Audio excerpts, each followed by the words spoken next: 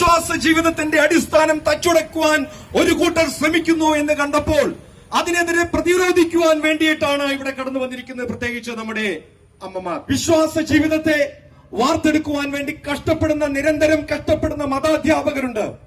വിശ്വാസത്തിന് വേണ്ടി ജീവൻ ബലി കഴിക്കുവാൻ നടക്കുന്ന വൈദികർ നമ്മുടെ സമൂഹത്തിലുണ്ട്. അവരുടെയൊക്കെ വിയർപ്പിൽ നിന്നുകൊണ്ട് ഇവിടെ അകത്ത് സമ്മേളനം നടക്കുകയാണ്. ആരാധനാക്രമം സഭയുടെ സ്വത്താണ് എന്ന് വിശ്വസിക്കുന്ന ഒരു വലിയ സമൂഹമുണ്ട്. ആ അത്തരം സമൂഹത്തെ വാർത്തെടുക്കുന്ന അധ്യാപികമാർ ഈ രാജ്യത്ത്, ഈ സമൂഹത്തിൽ വളരെയേറെ കഷ്ടപ്പെടുന്നുണ്ട്. കഴിഞ്ഞ 20 വർഷമായി മതാധ്യാപന രംഗത്ത് സജീവമായി നിലകൊള്ളുകയും രൂപതയുടെ മതബോധന പ്രൊമോട്ടർ സ്ഥാനം അലങ്കരിക്കുകയും ചെയ്യുന്ന ശ്രീമതി സുനി സാബു നമ്മളോട് ആരാധനാക്രമം സഭയുടെ സ്വത്തായി മാറുന്നത് എങ്ങനെയാണ് എന്ന് വിശദീകരിക്കുന്നതിന് വേണ്ടിയിട്ട് ശ്രീമതി സുനി സാബുവെ ക്ഷണിക്കുന്നു.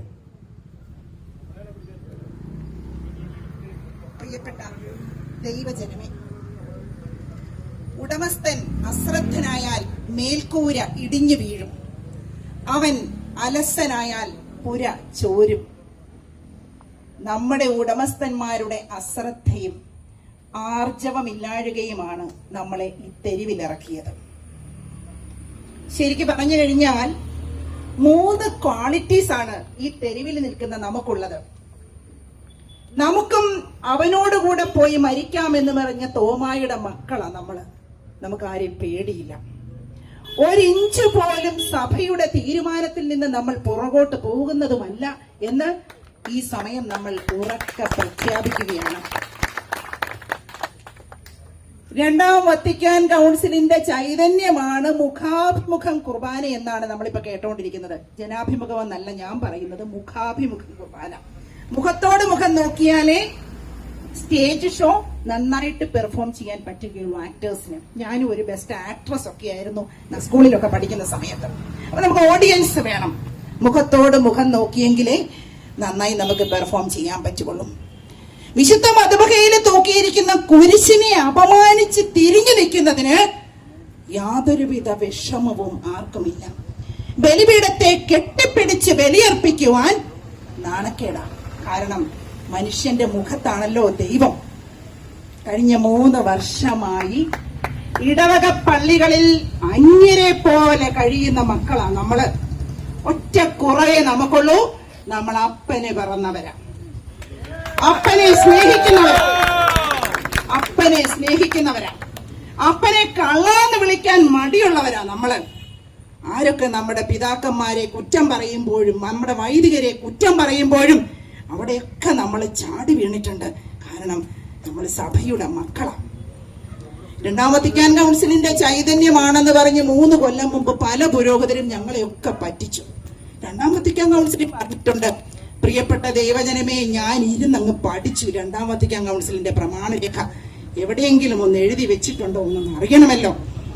2ാം വത്തിക്കാൻ കൗൺസിൽ കൂടിയ സമയത്ത് ജോൺ 23-ാം പാപ്പയുടെ ലക്ഷ്യം മിശിഹായിൽ പുതുജീവനുള്ള ഒരു വിശ്വാസി സമൂഹത്തെ വാർത്തെടുക്കണം. കാരണം സഭ ദൈവജനമാണ്.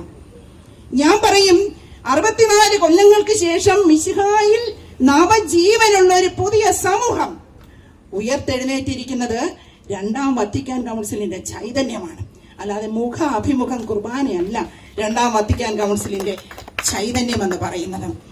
അന്ന് വിശുദ്ധ കേപ്പായുടെ കബറെടുത്തെങ്കിൽ, അതായത് സെന്റ് പീറ്റേഴ്സ് ബസിലിക്കയിൽ ലോകമാസകനുമുള്ള പിതാക്കന്മാർ അന്നത്തെ മാർപ്പാപ്പയായിരുന്ന ജോൺ 23-ാമിന്റെ നേതൃത്വത്തിൽ ഒരുമിച്ച് കൂടിയപ്പോൾ പിതാക്കന്മാർ പുകഴ്ത്തിയ ഒരു കാര്യം, പ്രമാണരേഖയിൽ എഴുതി വെച്ചിരിക്കുന്നത് പുകഴ്ത്തിയെന്ന, പൗരസ്ത്യരുടെ ആരാധനക്രമം കണ്ടു പഠിക്കണം.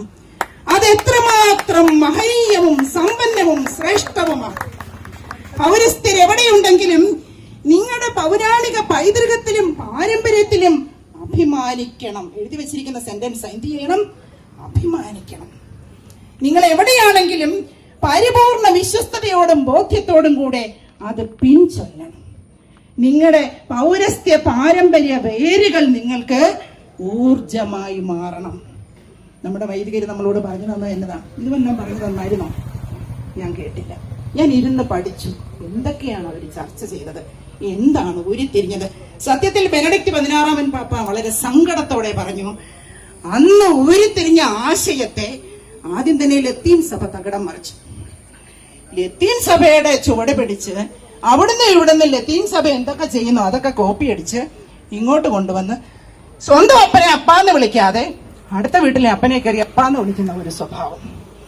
പ്രിയപ്പെട്ടവരെ, തിരിച്ചറിയണം, നസ്രായന്റെ ചങ്കുകളായ നമുക്ക് നസ്രായന്റെ രക്തമാണ് നമ്മുടെ സിരകളിലൂടെ ഓടുന്നെങ്കിൽ സഭാമാതാവിനെ വേദനിപ്പിച്ചുകൊണ്ടല്ല നമ്മൾ മുന്നോട്ട് പോകേണ്ടത്. പ്രാദേശികവാദം തുലയണം. ഞാൻ അങ്ങനെ പറയുള്ളൂ. ഞങ്ങളുടെ രൂപത എന്നല്ല, ഞങ്ങളുടെ സഭ, എന്റെ സീറോ മലബാർ സഭ എന്നാണ് നമ്മൾ പറയേണ്ടത്. പലരും വിശുദ്ധ യോഹന്നാന്റെ സുവിശേഷത്തിലൂടെ നമ്മൾ കടന്നു പോകുമ്പോൾ നമ്മളൊരു കാര്യം കാണുന്നുണ്ട്. ഈശോ പരിശുദ്ധ കുർബാനയെ പറ്റി പഠിപ്പിച്ചപ്പോൾ പിറുപിറുപ്പെന്നാ പറയുന്നത് ശിഷ്യന്മാര്. പിറുപിറുപ്പും മുറുമുറുപ്പും അതിപ്പോഴും ഇല്ലേ? വർഷങ്ങളോളം നമ്മുടെ പിതാക്കന്മാര് പഠിച്ചിട്ട് നമ്മുടെ പൈതൃകവും പാരമ്പര്യവും കൂട്ടിയിണക്കി നമുക്കൊരു ആരാധനക്രമം സെറ്റ് ചെയ്ത് തന്നപ്പോൾ മാർത്തോമായുടെ ശിഷ്യന്മാരായ മാർ അദ്ദായിയും മാർ മാറിയും ഒക്കെ എഴുതിയുണ്ടാക്കിയ ആ ആരാധനക്രമം. അതുകൊണ്ടാണ് ഇന്നും ഫ്രാൻസിസ് മാർപ്പാപ്പ നമ്മുടെ പിതാവ് അവിടെ ചെന്നപ്പോ പറഞ്ഞത്, ശ്രേഷ്ഠമായ ആരാധനക്രമമാണ് നിങ്ങൾ സഭയ്ക്ക് സമ്പത്തായി തന്നിരിക്കുന്നത്. ഈ ശ്രേഷ്ഠതയൊന്നും മനസ്സിലാക്കാതെ കപട പ്രബോധനങ്ങൾ തന്ന ജനങ്ങളെ വഞ്ചിച്ച് അവർക്ക് ചുറ്റും അവര് നടത്തുന്ന പരിപാടിയുടെ ചുറ്റും ജനങ്ങളെ കോമാളികളാക്കി നിർത്തി വിശ്വാസം തച്ചുടയ്ക്കുന്ന ഒരു അവസ്ഥയിലേക്കാണ് ഇന്ന് കൊണ്ടെത്തിച്ചിരിക്കുന്നത്. ഈശോ ശിഷ്യന്മാരോട് ചോദിച്ചു, നിങ്ങൾക്കും പോണോ? പോവാം. ഈശോ എന്താ ഒരു സമവായത്തിന് മുതിരാതിരുന്നത്? ഈശോയുടെ കൂടെ നടക്കുന്ന ആൾക്കാർ കുറയും, സഭ പിളരും, അംഗസംഖ്യ കുറയും. എന്താ ഈശോ ചിന്തിക്കാതിരുന്നത്? അവന് ഉൾബലം ഉണ്ടായിരുന്നു. ഇത് പരിശുദ്ധ കുർബാനയാണ്. ഇത് മാത്രം പോരെ നമ്മുടെ മെത്രാന്മാർക്ക് ശക്തി കിട്ടാൻ. അവസാനം ഈശോ ശിഷ്യന്മാരോട് ചോദിച്ചപ്പോൾ ശിഷ്യന്മാര് പറയുന്നുണ്ട്, കർത്താവേ, ഞങ്ങൾ എവിടെ പോവാനാ? നിത്യജീവന്റെ വചസ് നിന്റെ അടുത്തുണ്ട്. തിരിച്ചറിയണം, പരിശുദ്ധ കുർബാന നിത്യജീവനാണ്. ആ ഒരു ബോധ്യവും ഇല്ലാത്തിടത്തോളം കാലം പരിശുദ്ധ കുർബാനയ്ക്കെതിരെ എല്ലാവരും വെല്ലുവിളി നടത്തിക്കൊണ്ടിരിക്കും. ആ അധ്യായം അവസാനിക്കുന്നിടത്ത് ഈശോ പറയുക, നിങ്ങളിൽ ഒരാൾ പിശാചാണ്. കണ്ടോണേ, പരിശുദ്ധ കുർബാനയ്ക്ക് എതിര് നിൽക്കുന്ന പിശാചുക്കൾ എന്നും ഉണ്ടാകും. മനസ്സിലായോ? 12ൽ 1 പറയുമ്പോൾ അതിന്റെ പെർസെന്റേജ് കൂട്ടിക്കും. ഈശോ ആ അധ്യായം പറഞ്ഞ് അവസാനിപ്പിക്കുന്നത് നിങ്ങളിൽ ഒരാൾ പിശാചാണ്. അപ്പോ ആ പിശാചിന്റെ പുറകെ ഈശോ പോയില്ല. ലഗിയോൺ എന്ന് പറയുന്ന പിശാചിനെ 2000 പന്നിക്കൂട്ടത്തിലേക്ക് ഇറക്കി വിടുകയായിരുന്നു. പൊക്കോളാൻ പറഞ്ഞു. പന്നിക്കൂട്ടത്തെ പറ്റി ഈശോ ഇരുന്ന് കരഞ്ഞില്ല. ഒരേ സ്വരം